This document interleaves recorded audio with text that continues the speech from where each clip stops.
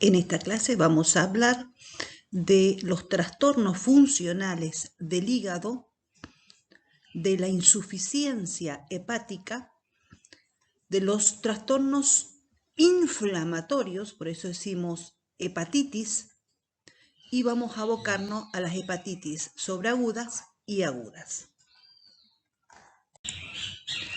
Cuando hablamos del término hepatitis, recuerden, la terminación itis nos da una idea de que nos referimos a un proceso inflamatorio. Acá tenemos células que pueden sufrir distintos tipos de daños.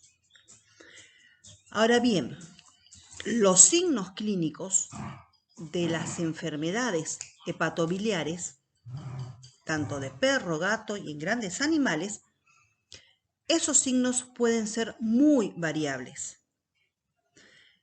Podemos hablar de animales que están con anorexia, con pérdidas importantes de peso, pérdidas ponderales. Hablamos de pacientes que tienen efusión abdominal, ascitis, ictericias y aquellos que están con comas hepáticos.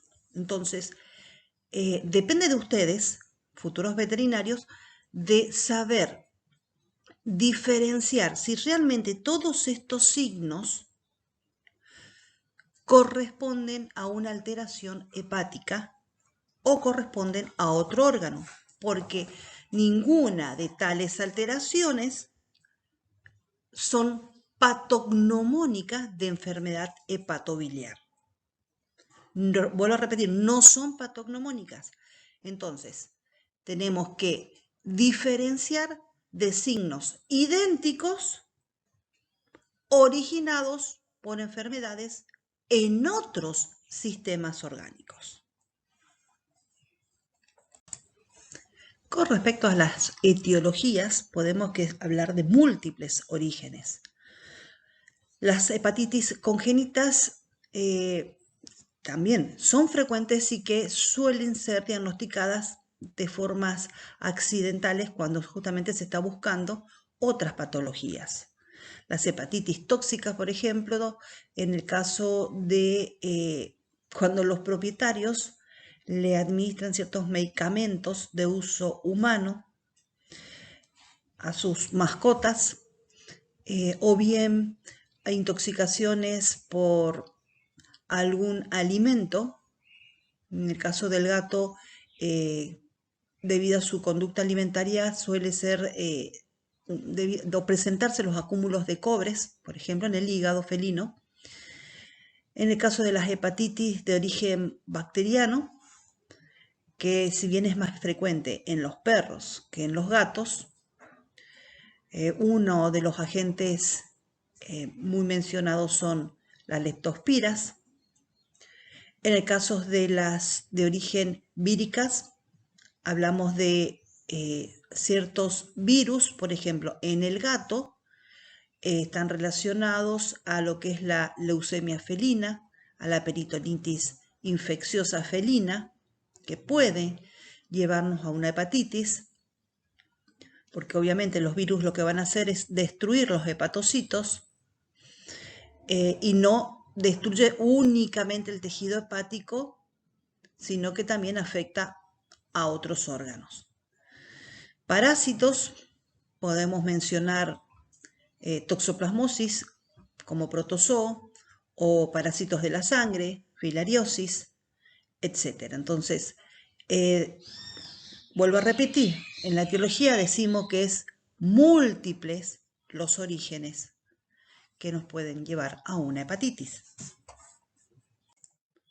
Veamos los tipos de hepatitis, clasificación que ustedes pueden encontrar, distintas clasificaciones según los autores. Simplemente le nombro algunas, pero lo que ustedes encuentren en las bibliografías está correcto. Podemos hablar de hepatitis generales, comunes, que son aquellas que producen inflamación del hígado por un alimento en mal estado o alimentos contaminados o porque el propietario le administró algún medicamento a nuestros pacientes, o las hepatitis autoinmunes, por ejemplo, acá donde decimos que el sistema inmune confunde, por decirlo así, las células del hígado con un agente dañino y las ataca y las destruye. Las hepatitis víricas, por ejemplo, las víricas caninas, por ejemplo, la enfermedad de Rhubarb, para mencionar algunas. Acá el virus es un adenovirus, afecta tanto a los perros como a los zorros, como a niveles silvestres, y se contagian generalmente por contacto con salivas o con heces de animales infectados. Entonces, más allá del tipo de hepatitis canina, que puede ser esta o de otros autores, nos vamos a abocar cuáles son los signos que pueden presentar los pacientes con hepatitis, pero recuerden, les vuelvo a decir, los signos no son patognomónicos de una enfermedad hepatobiliar. Veamos ahora desde el punto de vista de los signos. Veamos los tipos de hepatitis, clasificación que ustedes pueden encontrar, distintas clasificaciones según los autores. Simplemente le nombro algunas, pero lo que ustedes encuentren en las bibliografías está correcto. Podemos hablar de hepatitis generales, comunes, que son aquellas que producen inflamación del hígado por un alimento en mal estado o alimentos contaminados, o porque el propietario le administró algún medicamento a nuestros pacientes, o las hepatitis autoinmunes, por ejemplo, acá donde decimos que el sistema inmune confunde, por decirlo así, las células del hígado con un agente dañino y las ataca y las destruye. Las hepatitis víricas, por ejemplo, las víricas caninas, por ejemplo, la enfermedad de Rhubarb, para mencionar algunas. Acá el virus es un adenovirus, afecta tanto a los perros como a los zorros, como a niveles silvestres, y se contagian generalmente por contacto con salivas o con heces de animales infectados. Entonces, más allá del tipo de hepatitis canina, que puede ser esta o de otros autores, nos vamos a abocar cuáles son los signos que pueden presentar los pacientes con hepatitis, pero recuerden, les vuelvo a decir, los signos no son patognomónicos de una enfermedad hepatobiliar. Veamos ahora desde el punto de vista de los signos. Veamos los tipos de hepatitis, clasificación que ustedes pueden encontrar, distintas clasificaciones según los autores.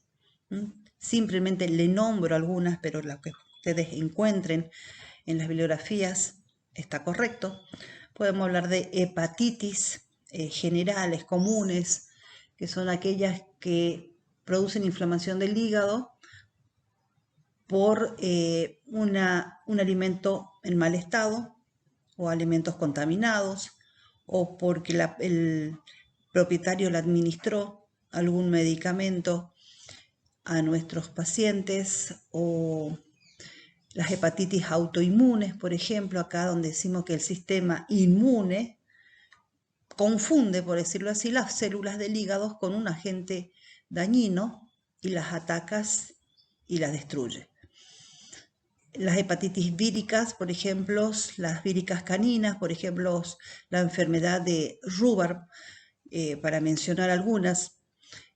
Acá el virus es un adenovirus, afecta tanto a los perros como a los zorros, como a niveles silvestres, y se contagian generalmente por contacto con salivas o con heces de animales infectados.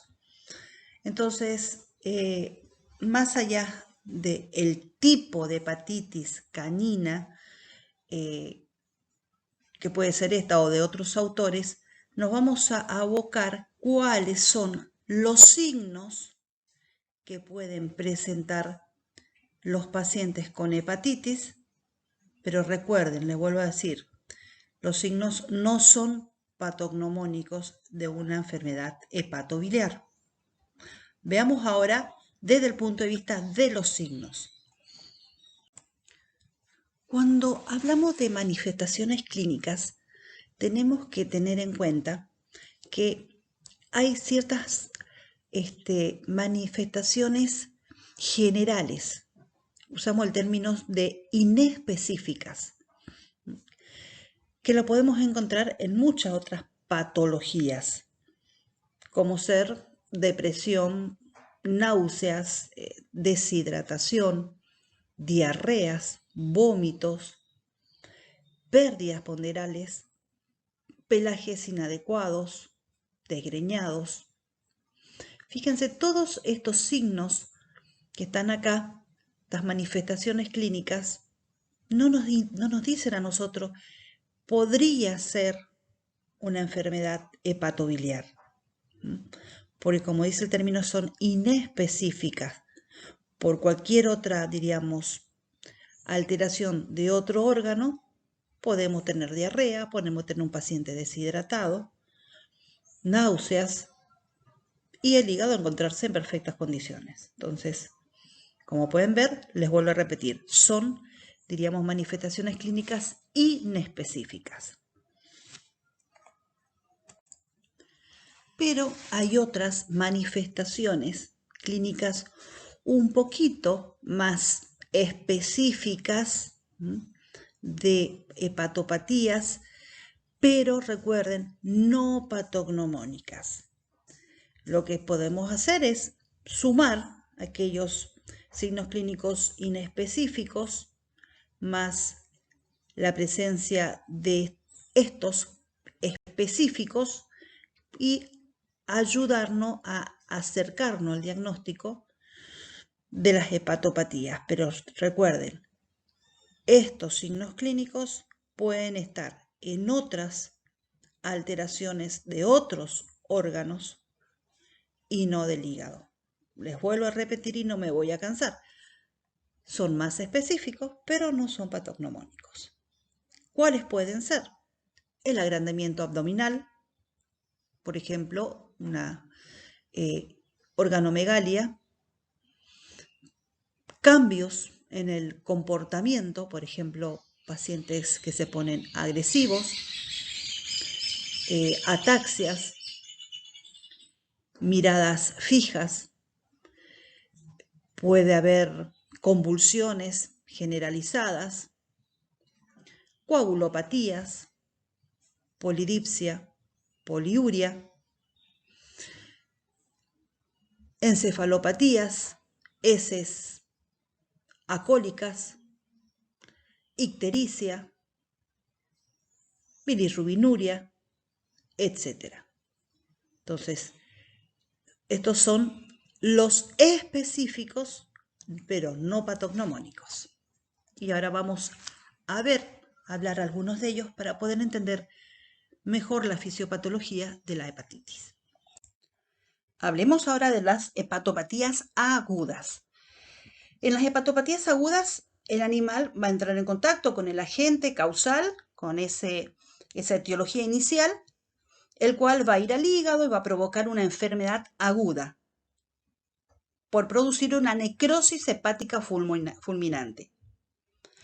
Ahora bien, recuerden este número, cuando por lo menos el 70-80% de los hepatocitos pierden su función, nuestro paciente comienza a padecer una insuficiencia hepática aguda, un hígado que trabaja en forma insuficiente y es agudo y puede continuar hacia la cronicidad o bien la muerte del paciente.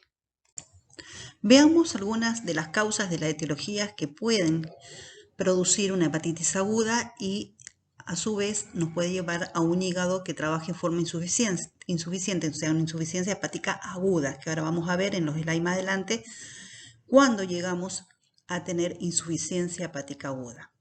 Algunas de las causas pueden ser infecciosas, ya sean virales, bacterianas, parasitarias. Dentro de las virales, por ejemplo, tenemos hepatitis por adenovirus canino o bien la peritonitis infecciosa felina.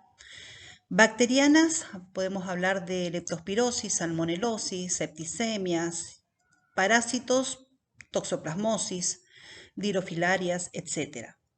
Como etiología tóxica, plomo, el arsénico, el tetracloruro de carbono.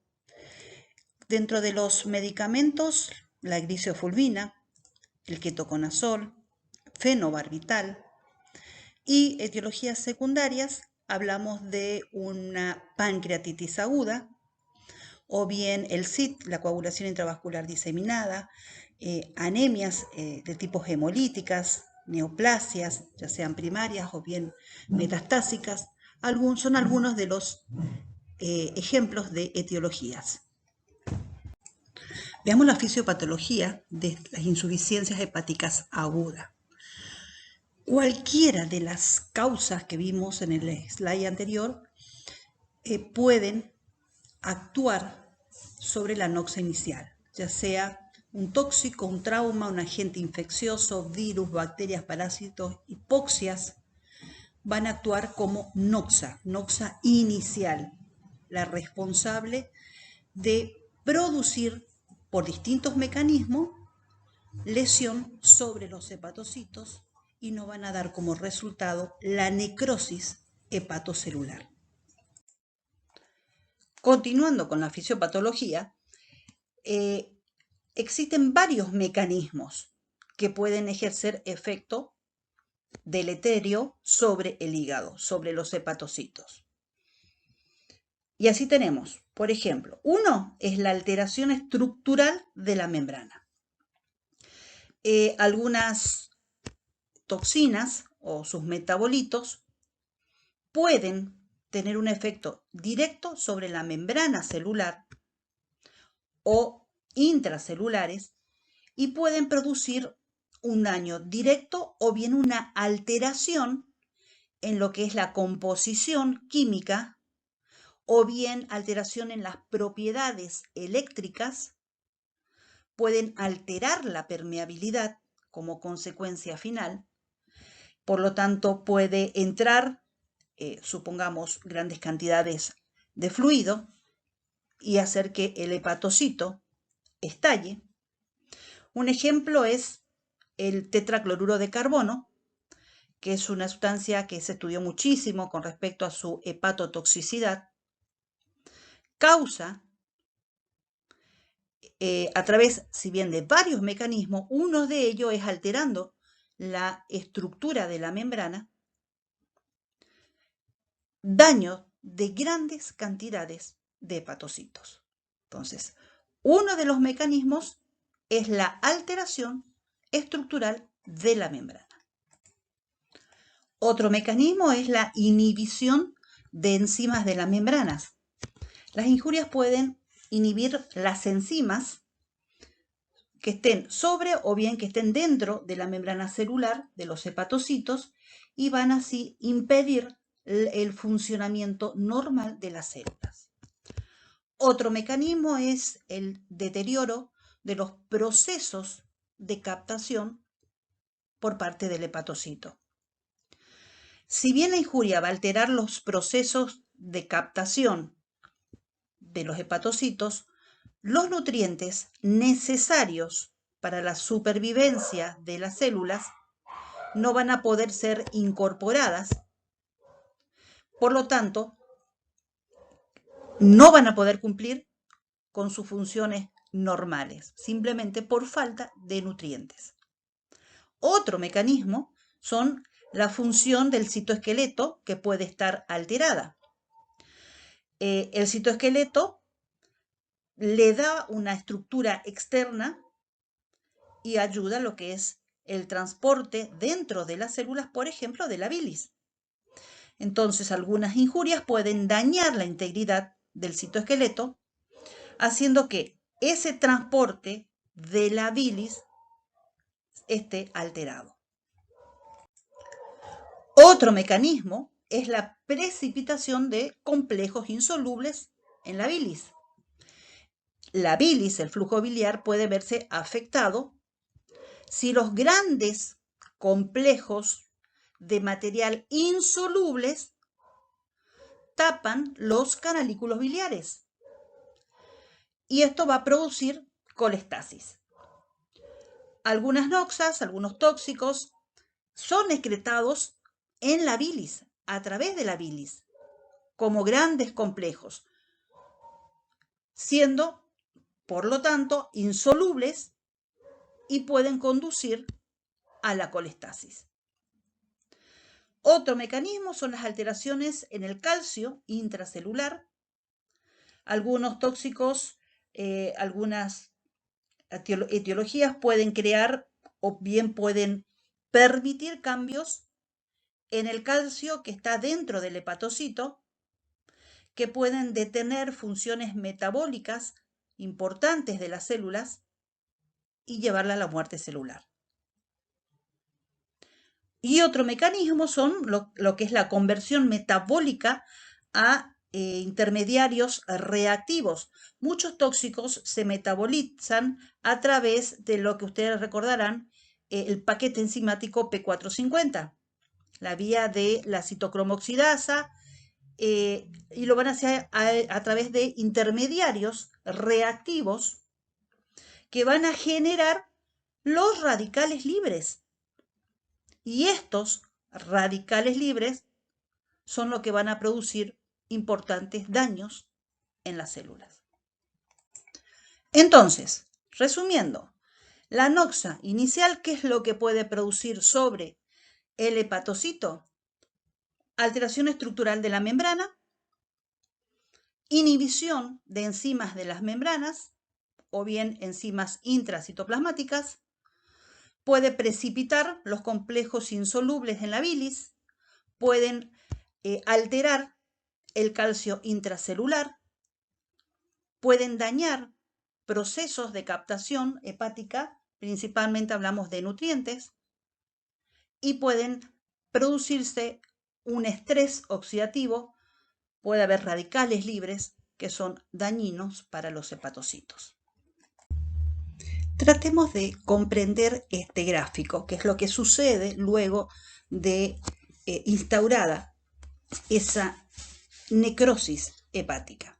Hasta acá sabemos que a medida que las toxinas, la injuria, esas bacterias, virus, entran en los hepatocitos, van a alterar la célula, ya sea directamente o en forma indirecta a través de sus metabolitos. La célula va a sufrir daño irreparable, se produce la muerte de las células y dependiendo de la injuria, supongamos que sea un medicamento, podemos decir que va a depender de la dosis del medicamento, del tóxico, los signos de toxicidad se van a observar en 1 hora o semanas más tarde. Vamos a un ejemplo, el diazepam. Sí, no sé si recuerdan y si no tendrán que repasar de fármaco.